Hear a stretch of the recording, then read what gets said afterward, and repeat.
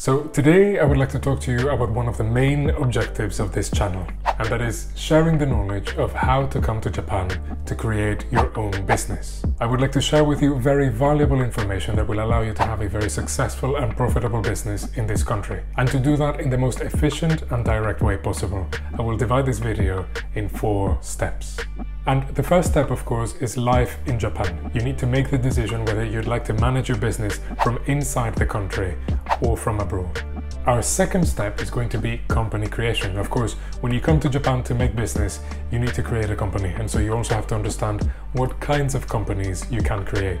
After that, we also have our licenses. Here in Japan, certain types of businesses require certain types of licenses, and so we'll get a little bit into that later as well. And last but not least is business support. You need to have a very clear idea of the kind of people and systems that you can get help and support from to have a successful business in Japan.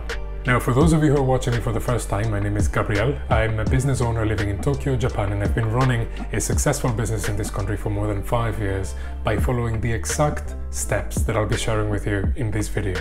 So if you find it useful, please give it a like, and without further ado, let's get started. Now, there are 2 main ways in which you can manage a business in Japan. You can do it from within the country, or you can do it from abroad. But pay attention, pay very close attention, because both these paths have very different requirements. And so you need to have it very clear within you whether you would like to manage the business in Japan, that means coming to live here in Japan for the long term, or manage the business from your home country. First of all, if you're thinking about coming to live in Japan, then obviously you're going to need a visa. And in that regard, you have 6 options. 2 of these options are strictly work-related visas, which are the business manager visa and the specified skilled worker visa, which is basically a visa that allows you to work in Japan if you have a very specific and exceptional set of skills. Our other 4 options are strictly family-related visas, which are whether you're a child or spouse of a Japanese citizen, long-term resident, permanent resident, or child or spouse of a permanent resident. Now, these visas are strictly reserved for people who have family in the country. So if you do not have family in Japan, then you need to apply for the other 2 options I mentioned earlier. And assuming that that very specified list of exceptional skills is also off the table, then your best option is going to be applying for a business manager visa. To be able to apply for the business manager visa, you're going to need these 3 basic conditions. First, you need to set up an actual company and office here in Japan. I'll get to that a little bit later in the video. And second, which in its own it's divided in 2 different groups, you need to have a capital of at least 5 million yen, which at the time of making this video I believe it's around $30,000. Or your other option might be also hiring a minimum of 2 employees. Now, before we move on to the third option, let me say that technically in Japan you can create a company, specifically an LLC, for as little as 1 yen in capital. But obviously if you're going to use your company for the purposes of applying for a business manager visa, then your requirements are going to be slightly different. You need to prove to the government that your company has enough funds to function properly. Having said that, I still think that this option might be a little bit easier compared to having to hire multiple people right away. So I would personally suggest going for the 5 million yen capital option. But in any case, that might vary greatly depending on your situation. So maybe for your particular situation, it might be easier if you start hiring people right away. But what's important is to keep in mind what your options actually are.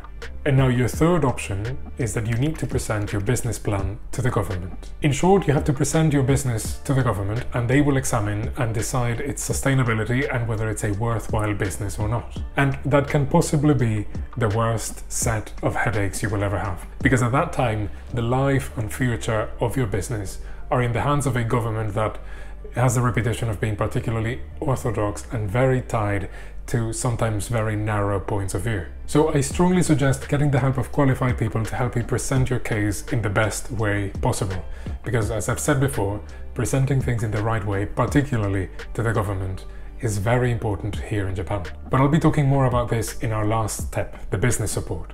Now, if you're able to pass all these examinations and you're able to prove to the government the sustainability of your business and that it will continue to grow over the years, then you can also renew your business manager visa and extend its duration for up to 5 years. Now, just as a side note, things obviously have changed a little bit over time. Before, Japan also used to have an investor visa, but that has gradually been absorbed by the business manager visa. So now they're currently both kind of the same thing and have the same set of requirements. And also just in April of this year, Japan also came up with a digital nomad visa. So if that's something that interests you, let me know down in the comments and I'll be sure to make a video about that as well.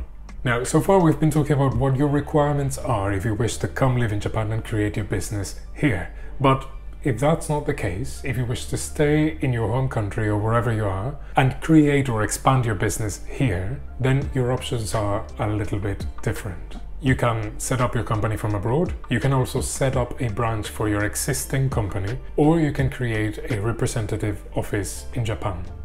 Now, as many of you know, Japan is a country that stands atop a very strong set of rules, and one of those rules is that basically you cannot just come into this country and start selling things on the side of the street. If you want to come make sales in Japan, you need to properly set up a company.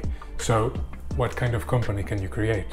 Now, in short, if you're coming to Japan with your business manager visa, then your only option is going to be creating a joint stock corporation or a company limited, or as they're known here in Japan, Kabusuki Gaisha. However, if you're coming with a family-related visa, then your options are a little bit broader.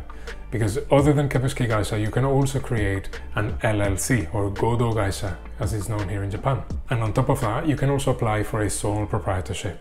Now, keep in mind that each of these different types of companies have a very different taxing structure. And so that you can have all the necessary information and make the right choice for you, I will leave a few very important links down in the description. Now, when it comes to licenses, of course, it's going to vastly depend on what kind of business you're trying to create. Here in Japan, as I'm sure is the case in many other parts of the world, certain businesses require a license and certain other businesses do not. So, for example, if you're aiming to create an import-export business, then here in Japan you're going to need a license, or technically a permission, for each type of item that you'll be working with. So that means you're going to need a different kind of license if you're working with alcohol or food items or even electronics, etc. Other types of businesses that require licenses are, of course, restaurants and hotels. In the case of restaurants, the license might vary a little bit depending on what kind of establishment it is. If you're serving only drinks, or if you're serving foods as well, or even alcoholic beverages. But you can assume that the price of the license is going to be generally between $100 to $200. But that's of course without including any lawyer fees, because most likely you're going to need the help of a lawyer to apply for your licenses. And in the case of hotels, then of course you also need to be certified by the fire department, by the public health department, simply to ensure that your establishment has all the right emergency exits, the right facilities, and just general safety and hygiene. But on the other hand, if you're opening a business like a language school or doing design work or even real estate investing, then you do not need a license. However, just to be clear, if you want to become a real estate agent, then of course you need all the necessary licenses and paperwork. But if, for example, you want to buy properties to run your business from these companies, then as of the time of this video, you do not need a license. And now our last and possibly most crucial point is to be able to get the right support for your business.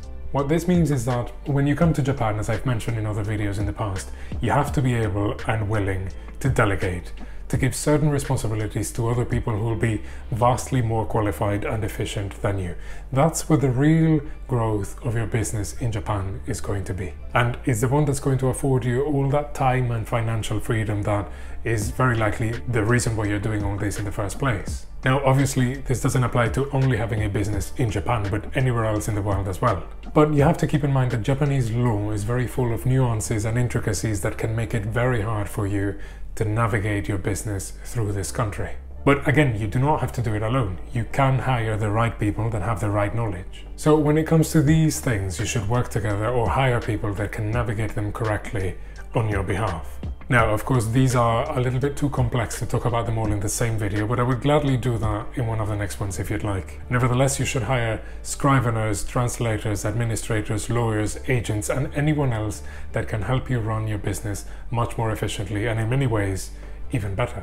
If it's worth anything, you can take it from me, from my personal experience as someone who's had certain difficulty delegating in the past. When you do this, it will not only vastly improve your quality of life and the quality of life of your business as well, but it will also allow you to focus on the growth of the business itself. So if you have any questions, or if there's anything else you'd like me to talk about in any of the upcoming videos, then make sure to let me know in the comments. In the meantime, I'll leave you another very useful video right here, so don't miss it, and I'll see you next time.